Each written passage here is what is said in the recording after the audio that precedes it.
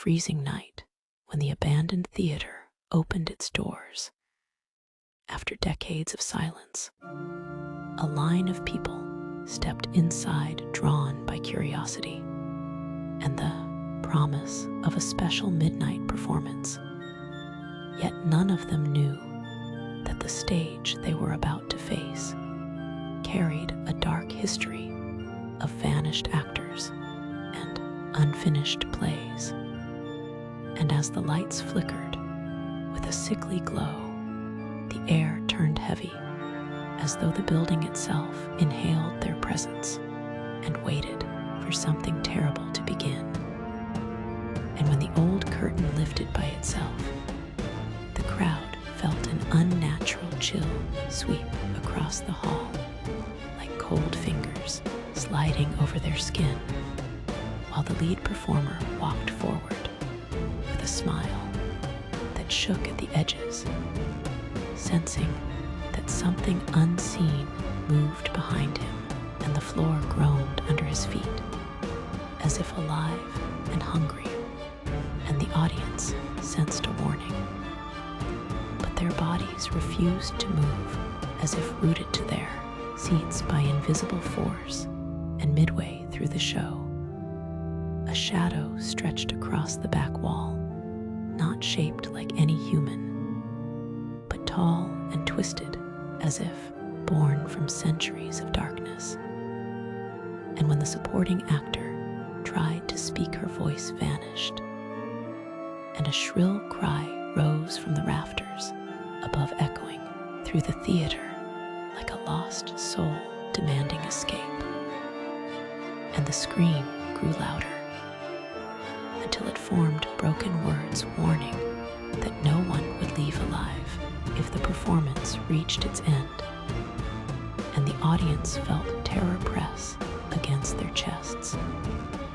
Yet they sat frozen, unable to lift a finger, and the actors trembled as the stage lights dimmed, until only a single beam shone on the center of the floor, revealing a mask with cracked features resting where no prop crew had placed it. And the shadow behind the stage stepped forward, shaping itself into a figure wearing that same ancient mask, and the walls of the theater pulsed like a beating heart, as the voice of the shadow told a tale of a performer who had died here decades ago during a final act that never finished trapping his spirit in the stage forever. And now he needed new voices and new lives to complete the ending he was denied. And the actors tried to run, but the floorboards softened under their feet, pulling them downward like melting tar, while the audience watched, unable to breathe or shout, as the figure reached closer, its presence freezing the air with each step. And the lead performer fell to his knees, feeling his strength drain away as if taken by invisible hands. And the shadow stretched its long fingers toward his throat, ready to claim him, when suddenly a blast of harsh white light burst from the back of the hall, as the ancient projector switched on by itself, filling the theater with blinding brightness that forced the shadow to recoil and sink into the cracks of the stage with a howl that shook dust from the ceiling. And in that instant, the spell that held the audience broke, and they rushed toward the exit, pushing through the heavy doors that slammed shut behind them with a force that echoed through the empty street.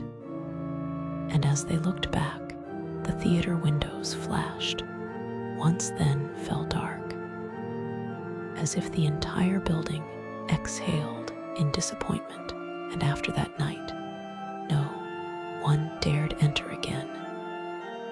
Yet the lights inside are sometimes seen glowing at midnight, faint outline of a performer standing on the stage waiting for an audience willing to finish a play that should never reach its final act.